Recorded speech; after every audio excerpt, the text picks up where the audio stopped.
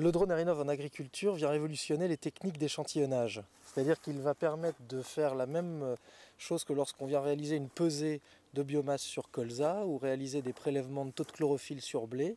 Simplement, il n'a pas la contrainte d'avoir à choisir un emplacement particulier.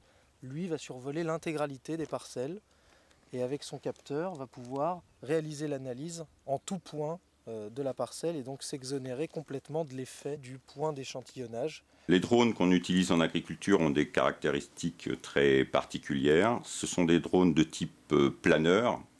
Ils ont comme particularité de pouvoir avoir un débit de chantier important puisqu'ils volent à 150 mètres d'altitude à plus de 30 km/h et qu'ils sont moins sensibles au vent. Ça date d'il y a 3 ans où l'humble fils d'agriculteur que je suis s'est dit que des drones, ça aurait sans doute vocation à voler facilement au-dessus de parcelles agricoles plutôt qu'au-dessus de villes ou d'infrastructures trop sensibles.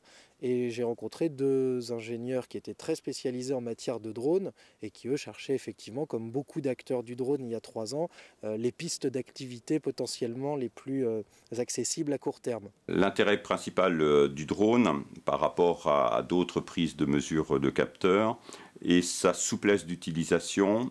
Le drone a quand même une acquisition d'images beaucoup plus proche du sol, donc beaucoup moins de biais atmosphériques potentiels. Celui des nuages, n'en parlons pas, c'est vrai que c'est la principale contrainte qui peut limiter le satellite, c'est l'ennuagement. On vole toujours sous les nuages, donc on a moins ce problème-là.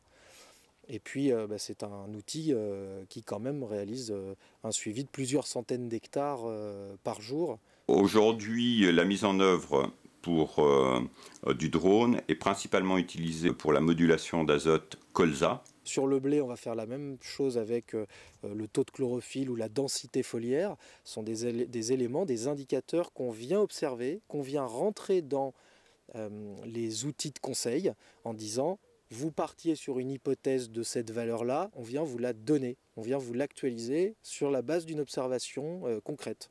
Un exploitant, quand il va faire son plan de fertilisation, son plan de fumure, il va s'intéresser à différents indicateurs, différents facteurs, et nous on va venir en observer quelques-uns à un moment précis, à l'échelle de toute la parcelle, et donc lui permettre de prendre par exemple l'observation de sa biomasse de colza réelle à un moment donné, et plus seulement une hypothèse de biomasse basée sur éventuellement une technique d'échantillonnage ou simplement de la projection statistique. Les développements prévus au niveau de Defisol sont essentiellement sur l'intérêt de pouvoir compter les pieds, donc les qualités de levée, compte tenu du degré de précision du drone, chose impossible par exemple avec des capteurs sur tracteur ou satellite.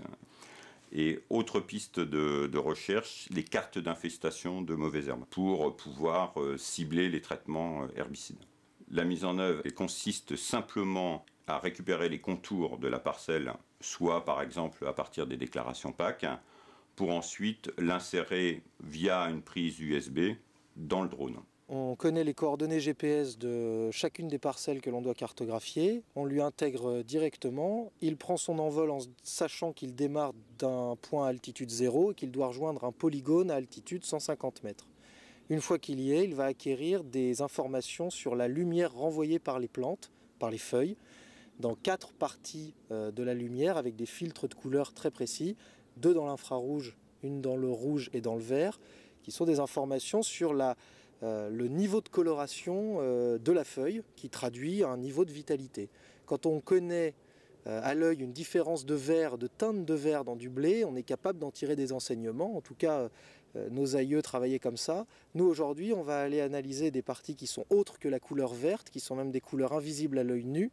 Et en réalité, on apprend qu'une plante aujourd'hui rayonne 4 fois plus intensément dans l'infrarouge que dans le vert. Donc l'idée d'aller s'intéresser à son rayonnement infrarouge nous donne déjà 4 fois plus d'informations. Les cartes issues du drone sont les mêmes types de cartes issues des prestations Defisol pour les cartes de teneur minérale qui permettent de moduler les engrais de fond. Là, on va avoir des cartes avec un conseil azote. Alors ça nous permet d'avoir des informations sur la vitalité des plantes, ça nous permet de déduire son besoin en azote à un moment précis où on doit faire un apport, et d'observer surtout les hétérogénéités qu'on va avoir sur les grandes zones de la parcelle. L'agriculteur va recevoir ces données sur une carte SD par exemple et va tout simplement le mettre pour que l'épandeur module tout seul.